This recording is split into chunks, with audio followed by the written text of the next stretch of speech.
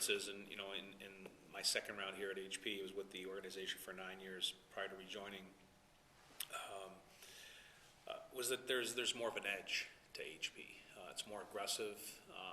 There's far more accountability, and it's refreshing. It's good. It's what the company needed. I think Mr. Hurd has done a great job of developing that culture in the company, and the best news of all is that it's found its way down to the individual contributor, which I think is where it needs to be, and so it's exciting. So I think our partners are they're handling it quite well. I mean, they know that there's a big battle going on in the business right now.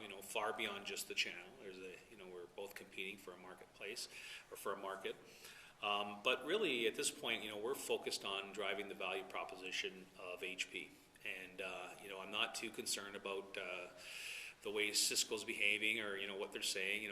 We need to drive a message into the partner community that demonstrates our vision of our business, what the opportunity is for them, and frankly how we'll support them through this. So it's about articulating our value prop around networking right now, and that's what we're focused on at this point in time. And that mandate hasn't come to me. I've not been asked to have our partners choose anything at this point in time. I'm still learning what our go forward strategy is going to be around our partnering when it comes to competing against Cisco. And when that time comes, and when I get the orders, I'm going to execute against those orders. So if it needs to get a little bit harsh and tough, we'll have to do that. But at this point, I can't really say one way or the other.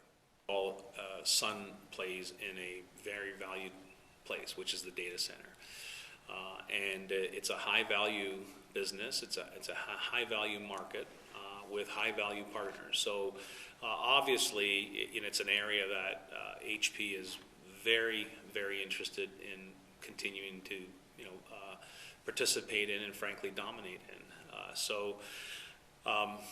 Is there an appeal toward the Sun partners? Of course there are. I think what we're finding is that insofar as interest is concerned, we're finding a lot of the partners from Sun calling us and wanting to engage with us, and I think we're open for business. So if that's what it comes down to, if we feel that there's an opportunity for us, we're going to take advantage of that.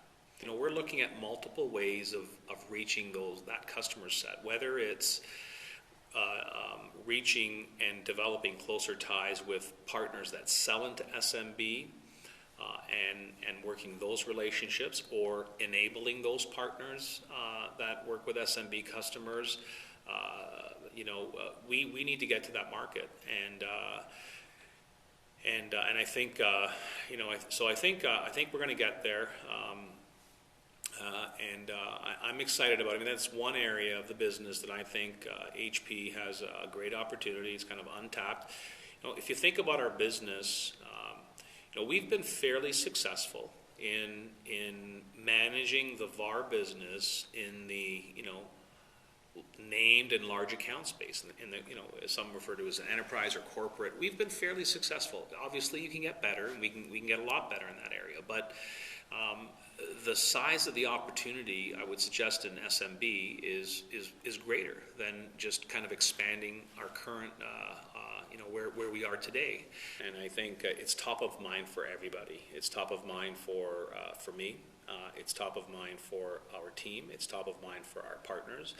And I think that the business has just become more complex.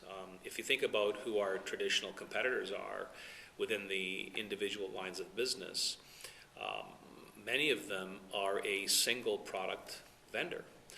So you by the very nature of that business, they are all specialists in their area. And whereas HP has traditionally gone to market in a generalist fashion, where you try to be you try to be knowledgeable about solution sets and products across the entire portfolio. So what's happened is, we've gotten bigger, we've taken on more products, the business has become more competitive, and so the requirement to have greater specialization is very clear, and that's not going to change at HP. We need to get more specialized. The challenge is the touch point, is the partner touch point. How do we maintain specialization in the product and solution sets without ultimately confusing the partners? And that's my challenge. I don't have all the answers yet, but it's not about, it's about coordinating the touches, really. Stephen DeFranco, I remember in his first press interview, mentioned it's not about removing the touch points, it's about coordinating the touch points, and I think he's absolutely right. And so we're going to have to get there. In terms of simplicity, I think where you need to be careful is around programs. Each individual line of business has specific objectives that they need to hit, and they want to try to drive a certain behavior in the partner community to achieve those objectives. And sometimes, if you do too much of that, if they're all separated, they don't come together somehow. You end up getting no focus from the partner because there's just too much for them to deal with.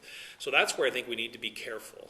We have a tremendous solution portfolio that we need to leverage.